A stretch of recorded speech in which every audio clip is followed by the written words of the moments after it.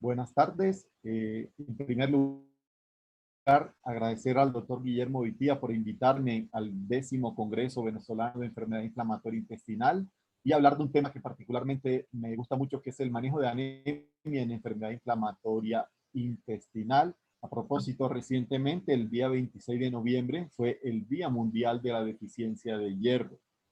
Y la anemia en enfermedad inflamatoria intestinal, de este editorial de Christophe Gachet, una de las personas que más ha estudiado este tema en pacientes con enfermedad inflamatoria intestinal, él habla de la anemia en enfermedad inflamatoria, lo que siempre vemos como por encima del hombre, ¿no? O sea, lo que nunca como que le paramos muchas bolas o le prestamos mucha atención.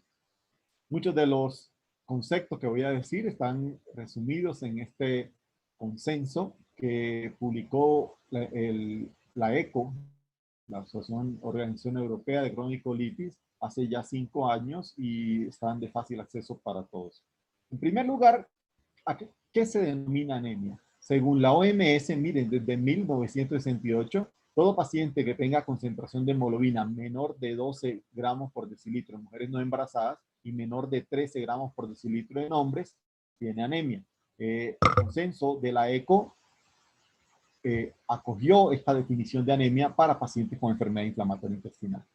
¿Qué tan frecuente es la anemia en enfermedad inflamatoria intestinal? En 2008, una publicación de Javier Gisbert y el doctor Gomoyón encontró que el 17% de los pacientes con enfermedad inflamatoria intestinal tienen anemia, en pacientes ambulatorios y 68% en pacientes hospitalizados. De ahí que siempre los pacientes hospitalizados es como un buen reto siempre para nosotros que vemos muchos pacientes en nuestros hospitales para mirar esta complicación de la enfermedad inflamatoria intestinal. Más recientemente, un metaanálisis en Europa de más de 2.190 pacientes, 24% la prevalencia de anemia, severa fue 3%, un poco más en enfermedad de Crohn, 27%, comparado con colitis ulcerativa, 21%, y se asocia actividad a la enfermedad con un OR 2.7, y la mayoría de esos pacientes tenían deficiencia de hierro. Nosotros en nuestro hospital Pablo Tobón Uribe, en la ciudad de Medellín, en 759 pacientes con enfermedad inflamatoria intestinal, detectamos anemia en 26.6%, 23% en colitis ulcerativa y 33% en enfermedad de Crohn, en una publicación que pronto va a salir en la revista colombiana de gastroenterología. ¿Cuáles son los síntomas de anemia y por qué es importante diagnosticar esta complicación? Primero, fatiga. Segundo, alteración en la función física. Discapacidad a trabajar, alteración de la función cognitiva en 26%, pérdida del pelo en 33%, glositis 8.5% y el síndrome de piernas inquietas hasta 20% de los pacientes. ¿Y cuál es la fisiopatología la fisiología del hierro? En total, nosotros tenemos 50 miligramos por kilo de hierro total. O sea que para una persona que pesa 70 kilos, el total de hierro va a ser de 3.5 gramos. La gran mayoría de este hierro está en los glóbulos rojos, 65%, pero miren que tan interesante, también tenemos en fibras musculares un 10%, en la médula ósea un 5%, macrófagos, en el hígado 200 miligramos y se mantiene bastante estable. Miren que la absorción máxima es de 1 a 2 miligramos por día, de ahí que cuando vemos que los pacientes a veces reciben demasiada cantidad de hierro oral, lo que se va a absorber es poco, por lo tanto no hay necesidad de colocar mucha dosis de oral en estos pacientes. Y las pérdidas, pues en mujeres, obviamente la menstruación, pero el resto es por descamación de células epiteliales del tracto gastrointestinal. Por lo tanto, se mantiene bastante estable la cantidad de hierro en el organismo. Obviamente, en pacientes con enfermedad inflamatoria intestinal, llámese colitis ulcerativa, enfermedad de Crohn, hay mucha pérdida por el tracto gastrointestinal, por erosiones, úlceras de esto, y por lo tanto se desequilibra y produce la anemia. Otra causa de anemia en pacientes con estas enfermedades crónicas, como la enfermedad inflamatoria intestinal, es la siguiente. Aquí tenemos, por ejemplo, la anemia asociada a enfermedad crónica, donde en este caso alteraciones inmunológicas como en colitis ulcerativa, como enfermedad de Crohn, activan los monocitos, los cuales van a liberar interleuquina 6. La interleuquina 6 tiene una particularidad que libera la exidina, que es una proteína que está en el hígado. La exidina inhibe la absorción de hierro a nivel del duodeno y también estimula la captación del hierro en los macrófagos, ¿no? Produciendo como un secuestro del hierro aquí a este nivel de células de macrófagos e inhibiendo la absorción en el duodeno. Adicionalmente, el factor necrosis tumoral, la interleuquina 1, va a inhibir la producción de eritropoyetina por parte de los riñones, los cuales a su vez inhiben la eritropoyesis en la médula ósea. Por lo tanto, hay hierro, pero casi siempre dentro de la célula y hay inhibición de la absorción de hierro. En este caso es una causa adicional de anemia en pacientes con enfermedad inflamatoria intestinal, diferente a la pérdida de hierro que conlleva estas enfermedades. Miren, el porcentaje casi es que la etiología de anemia en enfermedad inflamatoria, la mayoría tiene anemia por deficiencia de hierro, un menor porcentaje de anemia por enfermedad crónica, pero miren, existe un gran porcentaje de anemia mixta, ¿no? Que tienen los dos componentes. Otros, obviamente, hay anemias hemolíticas asociadas a enfermedad inflamatoria intestinal, anemia por deficiencia de ácido fólico, anemia por deficiencia de vitamina B12. En nuestro estudio en el Hospital Pablo Tobón Uribe, miren acá, el ferropenia fue la mayor causa, 55%, pero mixta fue un porcentaje bastante alto. O sea, mixta es un componente de ferropenia asociado a anemia por enfermedad crónica, ¿no? Un 4% tenía déficit de vitamina B12 en nuestros pacientes. Ahora, ¿cómo evaluamos la anemia? Hay dos cosas a tener en cuenta. Lo primero, indicadores de producción de eritrocitos, básicamente por nivel de hemoglobina, donde define si tiene anemia o no el paciente. El volumen corpuscular medio, que lo usamos mucho para definir si es macrocítica, microcítica, se altera en forma tardía, por lo tanto no es tan útil. Sin embargo, el ancho de distribución de eritrocitos es una alteración temprano en pacientes que llegan a tener anemia, ¿no? Entonces lo usamos más, lo mismo que la concentración de hemoglobina, la concentración media de hemoglobina. Todos estos pacientes, por la expansión de megacariocitos que se produce asociada a la anemia, también pueden tener trombocitosis, y es uno de los criterios también como a cronicidad que ve uno en pacientes con enfermedad inflamatoria intestinal. Y definitivamente cuando encontramos esta anemia tenemos que descartar que no hay inflamación en el paciente. Casi siempre pedimos PCR y recientemente también estamos pidiendo mucho calprotectina para ver actividad inflamatoria en estos pacientes con enfermedad inflamatoria intestinal. Los otros son los indicadores de depósitos de hierro, que aquí tenemos la ferritina, que tiene la desventaja que es un reactante fase aguda, por lo tanto, cuando está activo, no es un índice con la enfermedad inflamatoria intestinal, no es un índice confiable para medir depósito de hierro, por lo tanto, preferimos la saturación de transferrina de 20 a 50% de lo normal, que es el hierro disponible para la eritropoiesis. Recientemente está la medición del receptor soluble de transferrina, que son los valores que habla más de anemia tisular. Es un marcador mucho más específico, sobre todo también para diferenciar si es una anemia asociada a enfermedad crónica o una anemia por deficiencia de hierro. Haciendo la relación receptor del soluble de transferrina sobre el logaritmo de la ferritina, si es menor de 1, más hacia anemia por enfermedad crónica, y si es mayor de 3,2, más hacia anemia por deficiencia de hierro. Miren lo que les decía en cuanto a los estadios en la deficiencia de hierro, la ferritina es de lo primero que se disminuye, antes obviamente que la hemoglobina, posteriormente el hierro sérico, la saturación de transferrina, que es lo que siempre medimos, ferritina y saturación de transferrina, y ya por último cuando se disminuye la hemoglobina y el volumen corpuscular medio. Por lo tanto, siempre que queramos evaluar anemia en paciente con enfermedad inflamatoria intestinal, ferritina y saturación de transferrina, obviamente también la hemoglobina. ¿Cuál es la realidad del tratamiento de la anemia en enfermedad inflamatoria intestinal? Miren, en Alemania, 55 centros, solo 43% de pacientes anémicos con enfermedad inflamatoria intestinal son tratados, 56% con hierro oral, solo 15% con parenteral y 10% con transfusión. Nosotros hicimos en Colombia una encuesta que publicamos hace ya algunos años en la revista colombiana. Colocamos un ejemplo de un paciente con anemia severa. 66% lo tratarían con hierro oral y solo 15% con parenteral, y 10% incluso no lo tratan.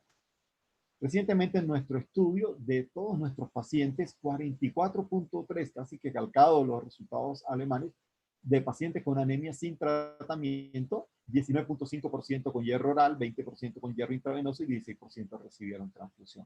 Por lo tanto, hay mucho que aprender y que modificar en nuestra práctica clínica con respecto a la anemia en enfermedad inflamatoria.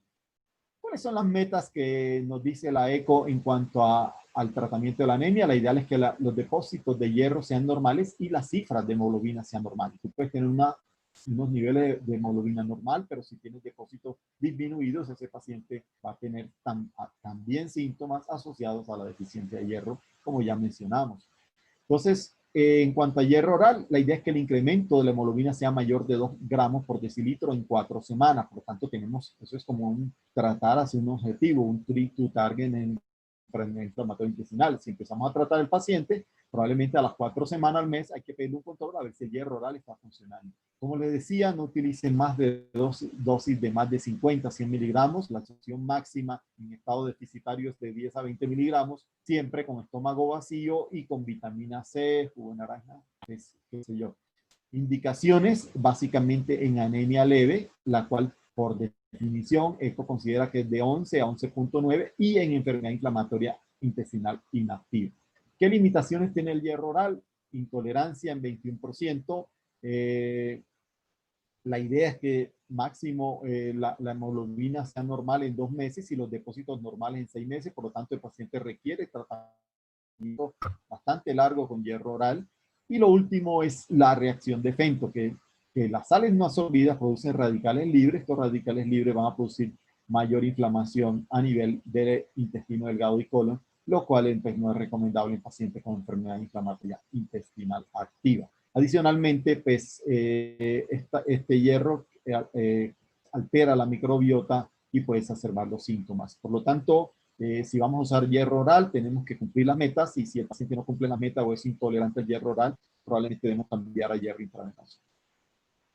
¿Qué dice la ECO con respecto al hierro intravenoso? Los pacientes deben ser considerados como primera línea en pacientes que tengan enfermedad inflamatoria intestinal activa, obviamente que tengan anemia y que tengan previa intolerancia a hierro oral o que tengan niveles de hemoglobina por debajo de 10 gramos por decilitro. O sea, que no sea leve, sino un poco más allá. La tasa promedio al hierro intravenoso es del 73%, no es del 100%, como uno quisiera.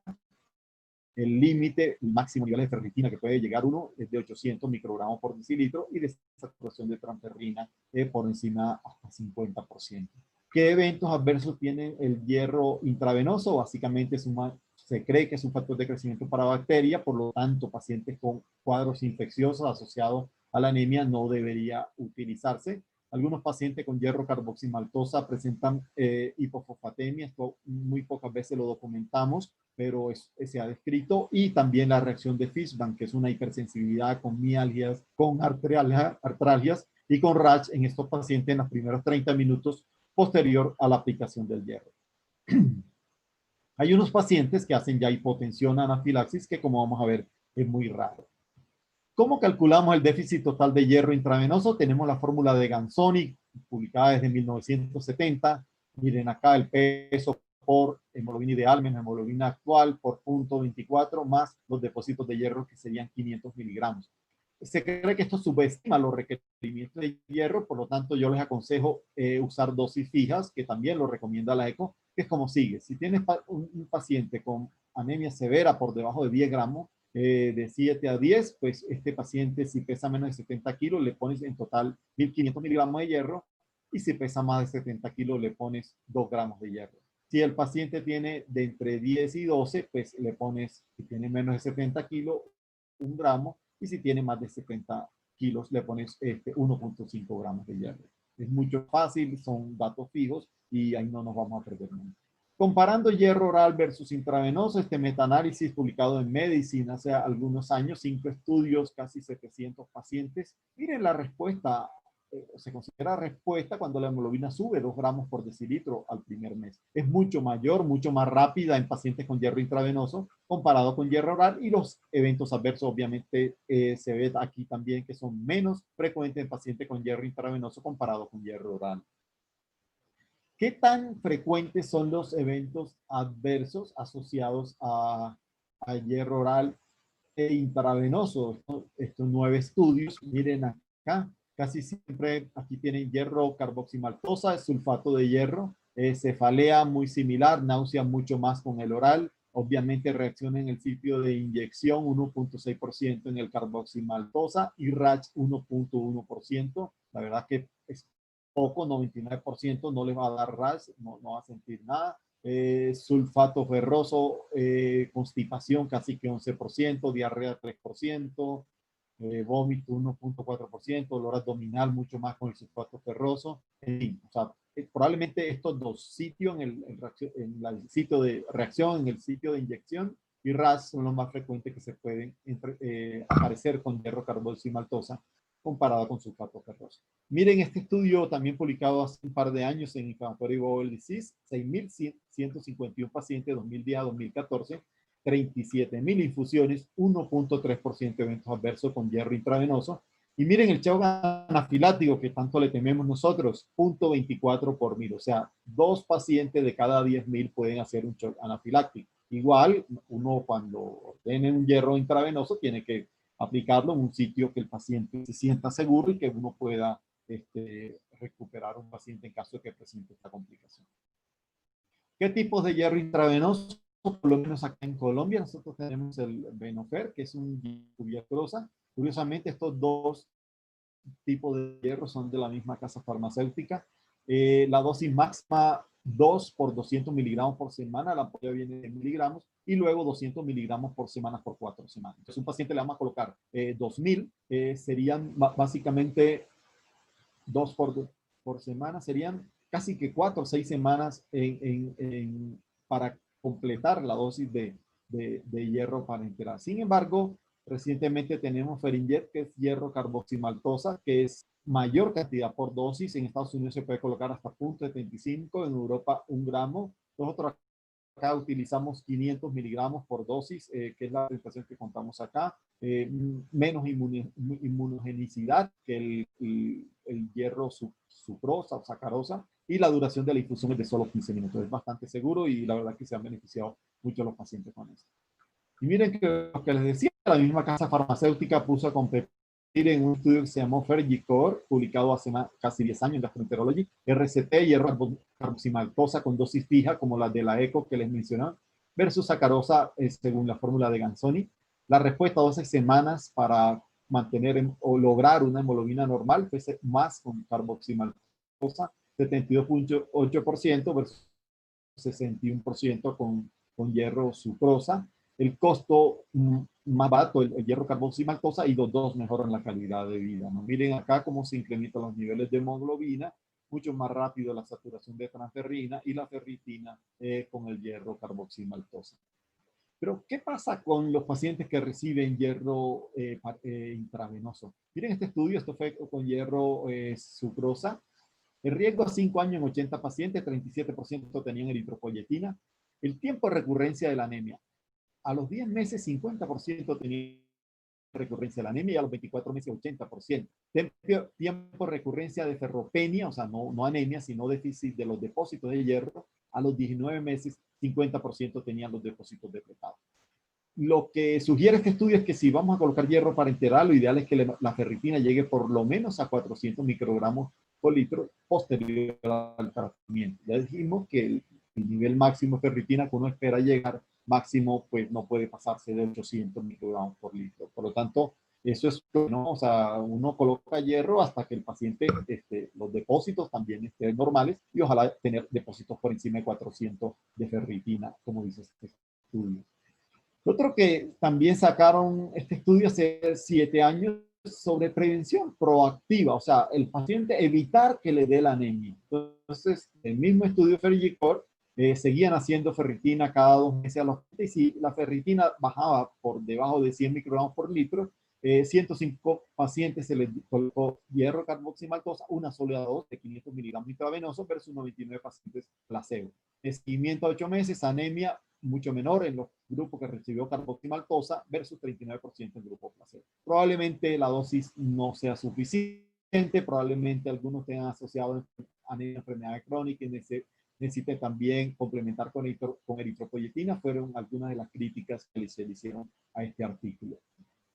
Entonces, anemia por deficiencia de hierro en enfermedad inflamatoria intestinal, según las recomendaciones de la ECO, todo paciente, después de que corrijas el hierro, hay que monitorizarlo cada 3 meses por 1 año luego cada 6 a 12 meses. Esto es una recomendación de nivel de evidencia grado 4. Estrategia proactiva es reiniciar tratamiento si la hemoglobina baja por debajo de 12 gramos por decilitro, o la ferritina, como hicieron en el Maintain, el estudio que les mencioné. Si la ferritina baja por debajo baja por debajo de 100 microgramos por litro, nivel de evidencia 3, esto demostró ser costo efectivo. Pacientes que tengan anemia recurrente, con remisión clínica y PCR normal, siempre sospechar actividad intestinal, ¿no? En este caso, por ejemplo, pacientes con enfermedad de Crohn, siempre descartar que no tengan compromiso también de intestino delgado en estos casos, ¿no? Y el riesgo de recurrencia se correlaciona con niveles de ferritina cuando están post tratamiento, cuando los niveles están por debajo de 400 microgramos por litro. Cuando colocamos transfusión en pacientes con enfermedad inflamatoria intestinal, los pacientes que no respondan a hierro intraderol, cuando colocamos eritropoyetina, pacientes que no respondan a hierro intravenoso a pesar de un tratamiento adecuado de su enfermedad inflamatoria intestinal, debe considerarse adicionar eritropoyetina. Y cuando consideramos transfusión en los pacientes cuando la hemoglobina está por debajo de 7 y el paciente que, por ejemplo, está hospitalizado o qué sé yo. ¿Listo? Sin embargo, es un dato bien importante es el siguiente, ¿no? Si tiene un paciente, por ejemplo, 6 de hemoglobina, tú lo transfundes hasta tener 7 o un poco más de anemia de hemoglobina, por lo menos 7, 8, 9 de hemoglobina, y posteriormente tú con 9 de hemoglobina, pues no puedes vivir bien, no tienes nivel de hemoglobina normal y obviamente los depósitos están depletados. Sin embargo, hay que considerar que una unidad de glóbulo rojo empaquetado contiene solamente 150 miligramos de hierro. Por lo tanto, posterior a la transfusión, cuando ya mandes al paciente a la casa, pues probablemente ese paciente tenga que seguir más adelante recibiendo hierro parenteral. Otra pregunta que siempre nos hacen es, ¿qué pasa con anti-TNFs y la anemia y la cifra de hemoglobina en enfermedad inflamatoria intestinal? Un estudio bien reciente, publicado en abril en Digestive Liver Disease, un estudio español con 362 pacientes. Miren acá, pacientes a nivel basal y lo siguieron a 6 meses y a 12 meses. Reducción de 14.4 y 7.8% de la anemia en estos pacientes. Miren cómo sube la hemoglobina, tanto en Crohn como en colitis ulcerativa, y miren cómo suben los niveles de hemoglobina independiente también que sean a los 6 meses, y miren acá cómo suben aún más a los 6 meses después del tratamiento con anti-TNFs. Otro estudio asiático, 79 pacientes con enfermedad inflamatoria intestinal, 52 con anti-TNF y 27 con anti-TNF más suplemento de hierro. Miren acá a nivel basal, total de pacientes y al año. Los pacientes con el grupo que recibieron anti-TNF disminuyó la prevalencia de anemia, y los pacientes, independientes si tenían o no suplencia de hierro, y los pacientes que tenían las dos cosas, también disminuyó la anemia que usaron anti-TNF más suplemento de hierro. O sea que independiente de que uno use o no suplemento de hierro, el solo hecho de controlar la inflamación con anti-TNF va a mejorar la anemia en estos pacientes.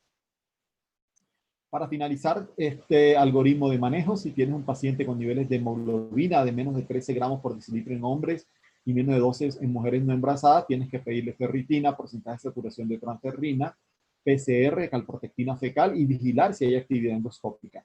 Si el paciente tiene la ferritina mayor de 100, saturación de transferrina mayor de 20, probablemente hay que buscar otras causas probablemente que no vayan a ser deficiencia de hierro. Pero si los pacientes tienen ferritina menor de 30, saturación de transferrina menor de 20 y la enfermedad inflamatoria intestinal está inactiva, esto es clave, hay que considerar tratamiento con hierro oral si es leve a moderada, entre 10 a 12 gramos por decilitro. Evalúas a las 4 semanas, si la hemoglobina sube a 2 gramos por decilitro y el paciente tolera bien, continúas con hierro oral. Si el paciente tiene actividad o como muestro acá, o la anemia es severa por debajo de 10 gramos por decilitro, en estos pacientes preferimos usar hierro intravenoso en dosis de 1.5 a 2 gramos, dependiendo del peso y de la anemia del paciente. Si logramos que el paciente aumente 2 gramos por decilitro en 4 semanas, lo cual se logra casi siempre en estos pacientes, medimos una estrategia treat to target a ver cómo están la hemoglobina y los depósitos de hierro si ya están normales. Si el paciente no te responde con hierro parenteral, probablemente hay que considerar eritropoyetina, y en este momento es donde yo sugiero siempre o busco siempre el apoyo por un hematólogo. Pero hasta aquí, nosotros como gastroenterólogos podríamos manejar un paciente con anemia por deficiencia de hierro en enfermedad inflamatoria intestinal. Conclusiones: la anemia no es solo un laboratorio, es una complicación de la enfermedad inflamatoria intestinal. Definitivamente la anemia asintomática no existe, se asocia con pobre calidad de vida en estos pacientes. El tratamiento de la deficiencia de hierro sin anemia es controversial, sin embargo hay que individualizar, y dosis de 500 hasta 1000 miligramos intravenosos, por ejemplo, de hierro carboximaltosa serían 1 o 2 aplicaciones, pueden ser muy benéficas en pacientes con hemoglobina normal, pero deficiencia de los depósitos. La meta terapéutica es definitivamente mejorar la calidad de vida, corrigiendo niveles de hemoglobina y depósitos de hierro. Ojalá mantener una ferritina por encima de 100 miligramos por litro oral, y si usamos hierro intravenoso, ojalá lograr una saturación de ferrina alrededor del 50%. Pero definitivamente el objetivo de nosotros como gastroenterólogos que tratamos enfermedad inflamatoria intestinal es el manejo fundamental para la anemia en enfermedad inflamatoria, es el tratamiento adecuado de la enfermedad inflamatoria intestinal.